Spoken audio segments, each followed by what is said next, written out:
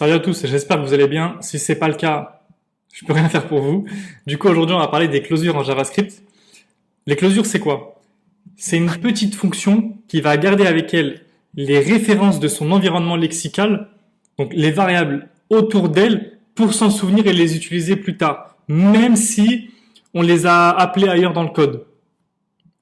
Plus simplement, c'est une fonction qui se souvient de l'endroit où elle est née, donc où est-ce qu'elle était déclarée, et elle garde accès à toutes les variables de cet endroit-là, même après que la fonction elle ait fini son exécution. C'est comme si qu'elle emportait un sac à dos avec les variables, donc c'est son champ lexical, son scope où est-ce qu'elle a été déclarée. Dedans, il y a toutes les variables. À chaque fois qu'il y a un changement qui est appliqué, comme elle l'a dans le sac à dos, elle peut la retrouver immédiatement. Voilà, grosso modo, c'est un peu ça une closure. On va commencer avec un exemple très basique que vous allez trouver partout. On va faire une fonction qui s'appelle create counter. On va déclarer une variable qui est count, on va la déclarer l'initialiser à 0. Hop là. On va juste retourner. Bon, parfait, Copilot, il fait du bon travail. On va faire aussi un get count et je voudrais un reset. Ah, il me le propose pas. Ah, voilà, super. Ce que j'ai fait, c'est que j'ai créé une fonction, donc jusque-là, bon bah, ça vous parle. J'ai créé une variable qui s'appelle count que j'ai initialisée à 0.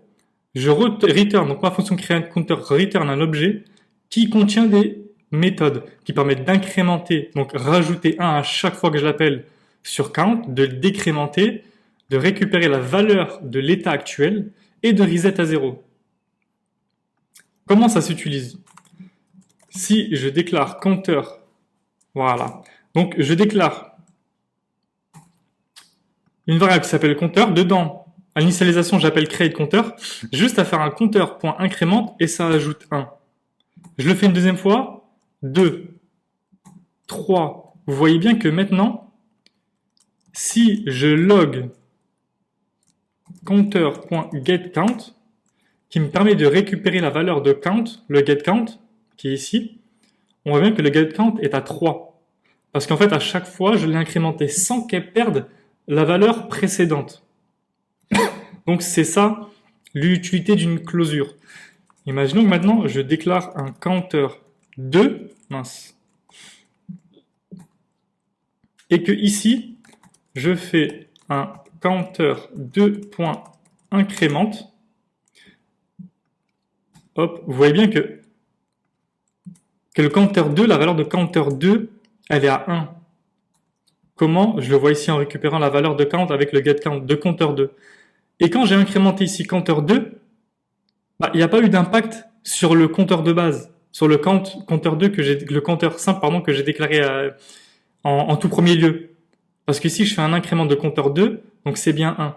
Ici je fais un incrément, donc je récupère plutôt la valeur de compteur avec le getCount et vous voyez bien que c'est à 3 qui était la valeur précédente ici.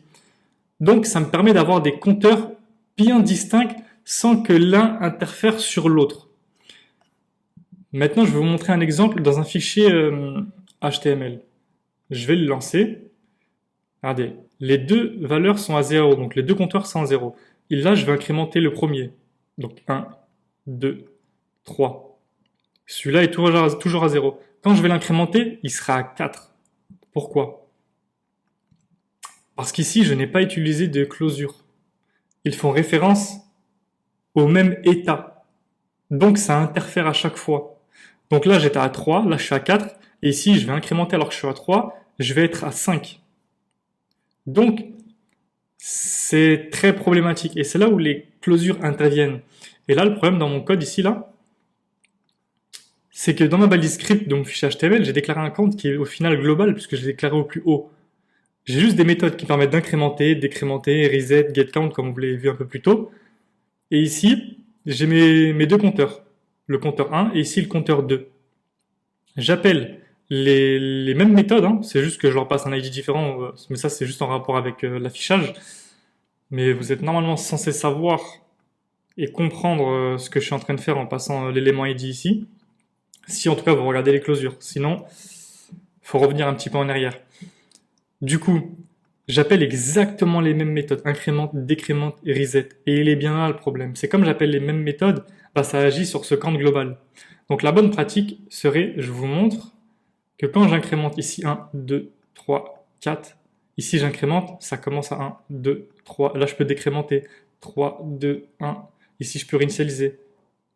Vous avez vu, c'est bien deux compteurs qui sont totalement distincts. Comment j'ai fait? Eh ben, j'ai justement fait une closure. Comme ici, dans le cas ici, là, j'ai juste créé une fonction qui s'appelle createCounter, comme tout à l'heure. J'ai ma petite variable count, avec en return un objet qui contient des méthodes qui me permettent d'agir sur ce compteur-là. Et ce que j'ai fait plus bas, j'ai vulgairement créé deux instances différentes de createCounter, dans compteur 1 et dans compteur 2. Là, pour incrémenter le premier compteur, j'appelle compteur 1.incrémente. Pour décrémenter reset, pareil, j'appelle les méthodes du compteur 1. Et dans le deuxième compteur, j'appelle incrémente, décrémente et reset du compteur 2. Ce qui fait que ça me permet de ne pas interférer quand j'essaie d'effectuer un changement, donc incrémentation, reset ou autre dans le compteur 2, de ne pas interférer dans le compteur 1. Donc c'est vraiment là l'utilité des closures, tout en préservant mes précédents changements de compteur 2, donc mes anciennes valeurs. Je les garde toujours dans mon petit sac à dos en mémoire, tout le temps, tout le temps, tout le temps, tout le temps, tout le temps. Donc ça me permet vraiment de garder en mémoire l'état spécifique de son propre compteur. Maintenant, je vais vous montrer encore autre chose. On va prendre donc le compteur. Hop là, et on va aller directement dans la console Chrome. Hop là. Maintenant, je vais déclarer compteur 1. Hop là, et je vais faire exactement la même chose. Donc là, c'est ce qu'on a fait précédemment dans l'IDE. Sauf que là, je vais incrémenter compteur 1 plusieurs fois. Donc là, je suis à 1. Là, je suis à 2. Là, je suis à 3. Là, je suis à 4. Maintenant, je vais juste appeler compteur 1, tout simplement. Et pareil pour compteur 2. Vous avez vu, j'ai déclaré compteur 2, mais je ne l'ai pas incrémenté, décrémenté, j'ai rien fait. Je l'ai juste, en l'appelant, initialisé du coup indirectement à 0. Quand je vais aller dans compteur 1 et que je vais aller dans getCount, je vais aller dans son scope. Vous voyez bien qu'ici, on a une closure qui a le count, la valeur à 4. Ce qui fait qu'à chaque fois, elle a préservé son état. Et si je vais dans compteur 2, je vais dans getCount, dans la partie scope, voilà, on voit bien que c'est une closure et que le count est à 0. Donc j'ai bien deux compteurs bien distincts. Vous avez vu, c'est peut-être un peu plus parlant de le voir dans la console Chrome.